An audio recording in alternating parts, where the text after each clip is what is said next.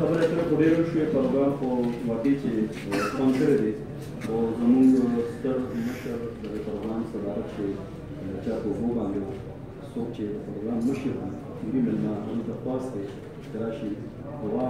او د پروګرام تیري دغه چې کوم دی ادا کړي نو بخاري صاحب ته خواست دی چې راشي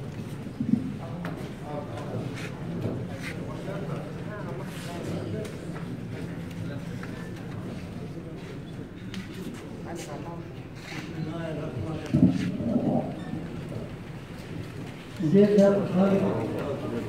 شكر زيادة تكريم لبابا كل قرآن ورسول شكر لمن بارزاد عزت اور برکت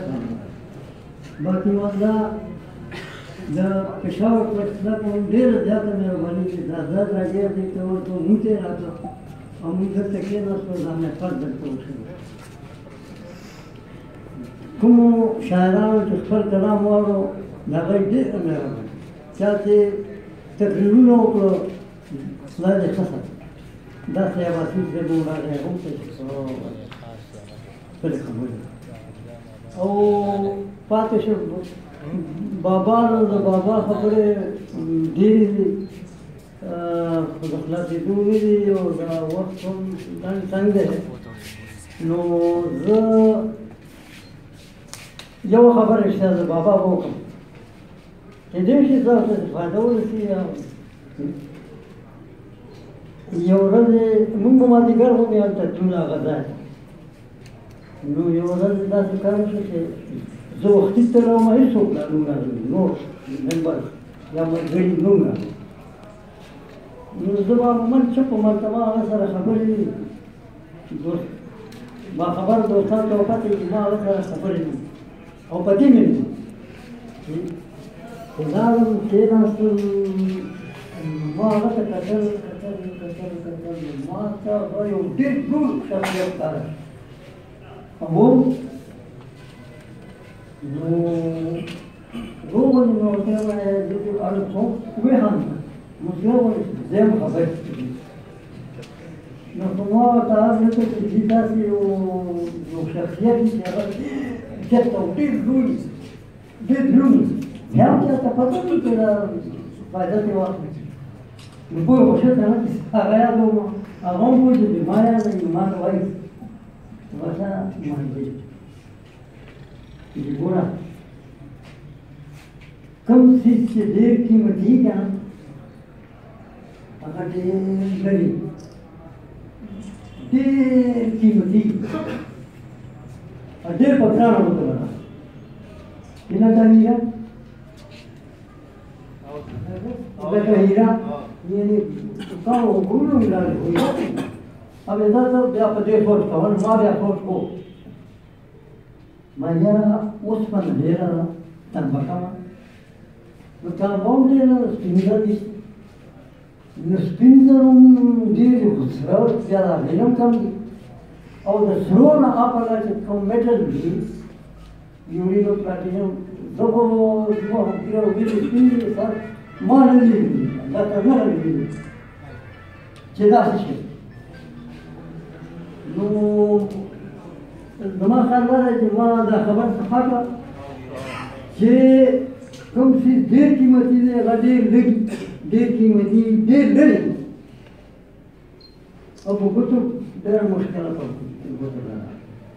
دا یو داسې خبره وه چې ما اوس غوټه راغله یعنې دا ما د خپل ژوند یو رهنما خبره ګڼلې ده او فایده ترې راغله او نور بحث دی یو بابا سره بحث نه شو دا هم یو کیسه ده چې ډېرو دوستانو ته پاتې وي دا ډاکټر صاحب یو ځل یو مولانا صاحب تشریف راوړی نو داسې معزز سړی چې راغی نو موږ به هغه د عزت ځای چې کوم و نو هغه به خیر موږ به لوړ کړو هغه به تواضع وکړه چای ډوډۍ وغیره نو چې دا هر څه وشو نو بابا د مولانا سره تپوس وکړو چې مولانا صاحب تاسو څنګه تشریف نو هغه سړي چې زه او تاسې تېر راغلی چې ته چې کومه خبره کوي نو حضرت علي او دا نومونه پکې اخلي او نور هم رسول الله السلام اهل بیت وو د هغوی نومونه او هغه په خپله فرمایلي دي رسول الله اسلام کې اصحابي کالنجوم بأيهم اقتديتم اهتديتم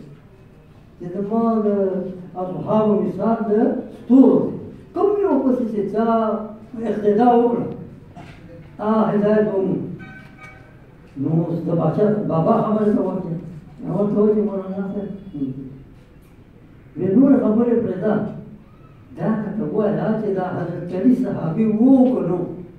ویې وو نو ما هغه پسې کړې ده ټولې خبرې جوړ خو دا فرمایلي دي چې کوم یو صحابي پسې تاسو نو ما دغه یو پسې کړی ده ټولې خبرې